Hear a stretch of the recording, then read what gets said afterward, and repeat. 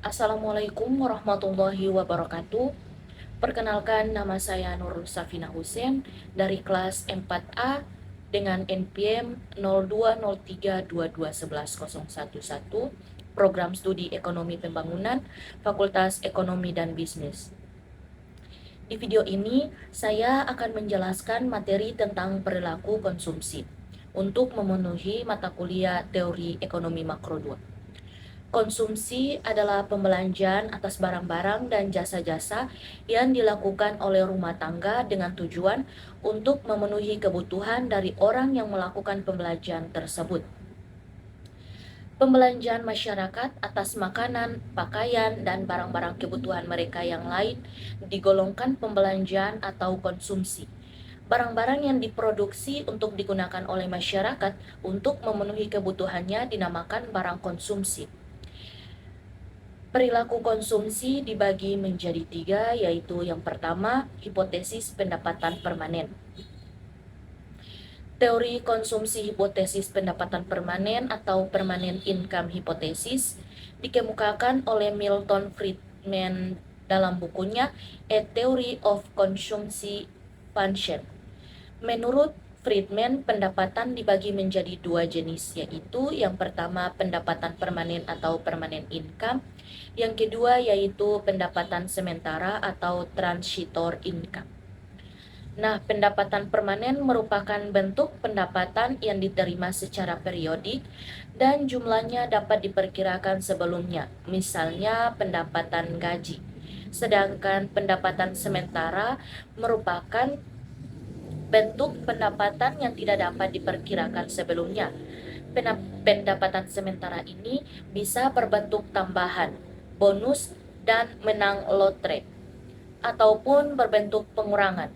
Misalnya biaya pengobatan sakit yang tiba-tiba pada pendapatan permanen. Pengeluaran konsumsi seseorang dipengaruhi oleh pendapatan permanen secara proporsional. Apabila terjadi kenaikan pendapatan sementara yang positif atau positif transitor income, maka pengeluaran konsumsinya juga akan mengalami kenaikan. Begitu pula sebaliknya.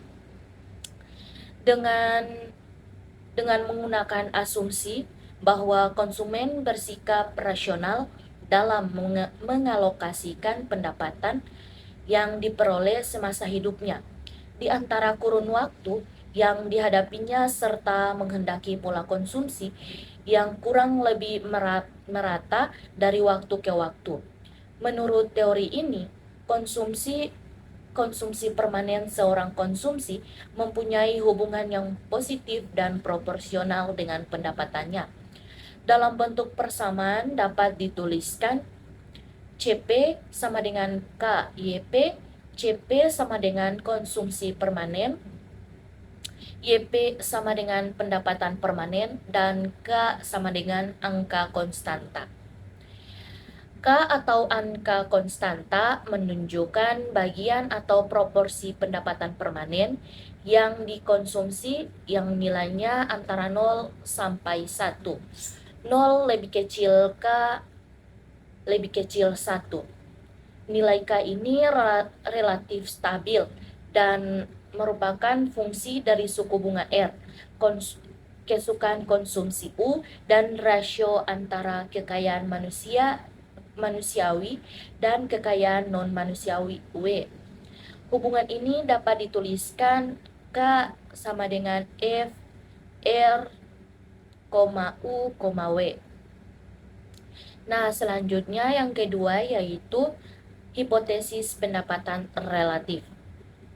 Teori konsumsi hipotesis pendapatan relatif dikemukakan oleh James Dissenbery dalam bukunya Income, Saving and the Theory of Consumer Behavior 1949. Menurut teori ini, pola konsumsi seseorang ditentukan terutama oleh pendapatan tertinggi yang pernah dicapainya. Apabila pendapatan berkurang pada periode tertentu, konsumsi tidak akan banyak mengurangi pengeluaran konsumsi untuk menutupnya. mereka mengurangi tabungannya.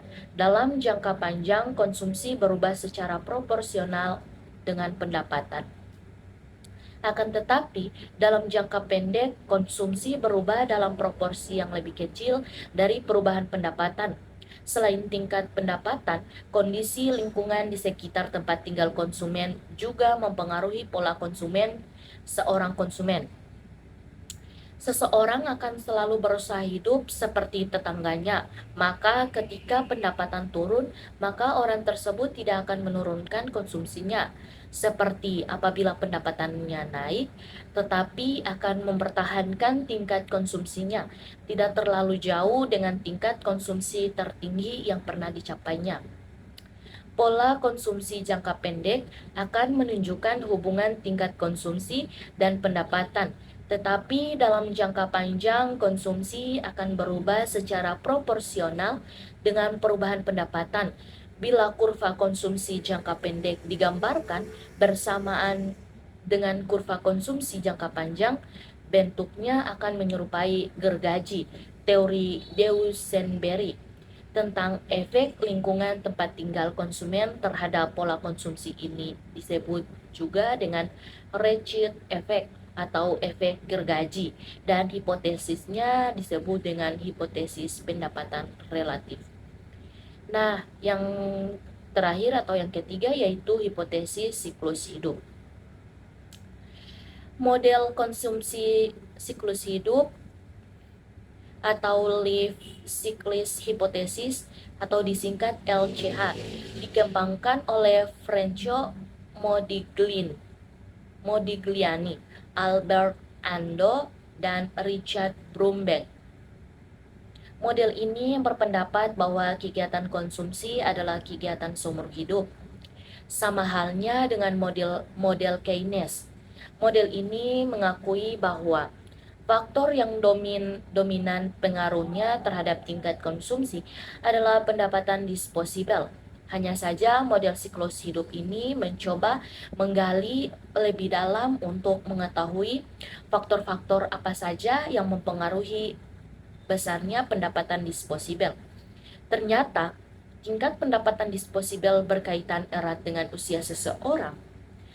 Selama siklus hidupnya, model siklus hidup ini membagi perjalanan hidup manusia menjadi 3 periode.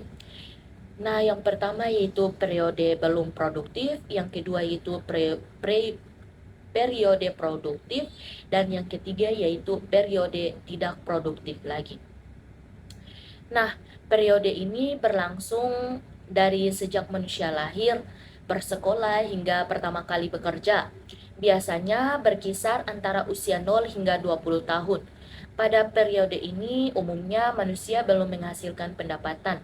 Untuk memenuhi kebutuhan konsumsi mereka, harus dibantu oleh anggota keluarga lain yang telah berpenghasilan. Periode ini umumnya berlangsung dari usia sekitar 20 tahun hingga usia 60 tahun. Selama periode ini, tingkat penghasilan awalnya meningkat cepat dan mencapai puncaknya pada usia sekitar 50 tahun. Selain itu, tingkat pendapatan disposable menurun sampai akhirnya tidak mempunyai penghasilan lagi. Sedangkan periode tidak produktif lagi, yaitu periode ini berlangsung setelah usia manusia melebihi 60 tahun, ketuaan yang datang tidak memungkinkan. Mereka bekerja untuk mendapat penghasilan. Pola konsumsi manusia berkaitan dengan periode hidupnya. Dengan kata lain, manusia harus merencanakan alokasi pendapatan disposibelnya. Ada saatnya mereka harus berutang atau mendapat tunjangan. Ada saat harus menabung sebanyak-banyaknya, dan akhirnya ada pula saat dia harus hidup dengan menggunakan uang tabungan. Mungkin itu saja yang dapat saya sampaikan. Mohon maaf atas kesalahannya. Terima kasih. Wassalamualaikum warahmatullahi wabarakatuh.